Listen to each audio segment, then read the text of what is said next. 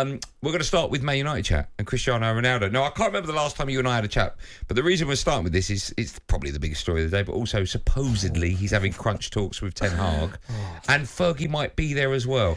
Before we talk about the crunch talk, what's your view on a player like Ronaldo, who is obviously the big head at Manchester United, who has refused to join up for whatever reasons? We understand it's personal reasons. It might be, it might not be. We can't go too heavy on that. But either way, he's not joined up with the rest of his squad for pre-season, and now he's having talks. And we understand, right? Stories leak. We understand he wants to leave the club. So what's your view on everything that's happened there? It's frustrating. First of all, it's not what Ten Hag needs. He's obviously got a big enough job on his hands, trying to get Manchester United back to where people believe they should be. Obviously, I was used to growing up, Manchester United winning everything. Now they've kind of fallen away from that. So when you get a new job as a manager, you want to be able to work with your players, know what's going to happen, what players you're going to have, what players you're not. Ten Hag, as I've said before, will never ever work with a player of that stature before in his life. Like Cristiano Ronaldo, you talk about one of the biggest ever. So I don't think Cristiano Ronaldo is kind of, if it's family related, I'm all for that. Fair enough. If he can't report because he's got family issues, and I understand that. But I just don't think the whole kind of circus has done Ten Hag any favours now. Can you build your team around someone? Because Ten Hag's come out openly and said he wants to build a team around Ronaldo. Can you build a team around someone who's made it evidently clear that they don't want to be there? I don't think you can. I think you try and get as much as you can for him. You let him go, and then you try and move forward with the squad. Because you look at Manchester United's performances pre-season, they've actually looked okay. Martial's looked really sharp. Rashford's looked sharp. Sancho's looked sharp. It looks like he's got something there now. Listen, we know it's only pre-season, but you'd rather these guys firing before the season starts than not at all.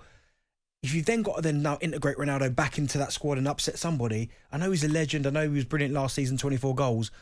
But again, it doesn't do Ten Hag any favours with working with his team. All the players that will be moving aside for him. All the players. So I think for Ten Hag, he needs to know one way or the other. But if you've got a player there that openly says, I don't want to be there, I don't want to play in Europa League, I want to leave, then I would let him go. Okay. What do you make of, supposedly again, because we're just reading reports and seeing stuff happen, Sir Alex Ferguson's turned up as well on the same day. It might just be a coincidence, I don't know. But yeah, but what do you make of him still being involved with the club, connected to it, and possibly involved in decisions?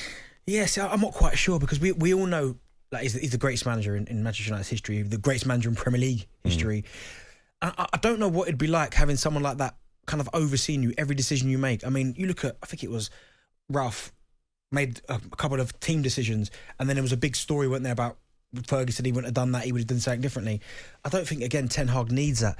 So it would be probably nice to see Fergie step back from it and let Ten Hag have a real go. But I guess when you've got a big decision like Cristiano Ronaldo, as I said, one of the greats, you need someone in your corner that's got that power. And it'd be interesting to hear what Fergie would be saying in this meeting. How much power and control should a manager have at a football club?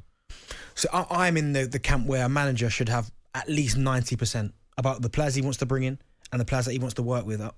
I get it, you get good coaches that, you got the football sporting directors, they bring in the players and you coach them. But I like managers that are in charge of absolutely everything, so then they know exactly everything that's going on. I agree. There's no grey area where it's like, oh, I didn't know that was happening.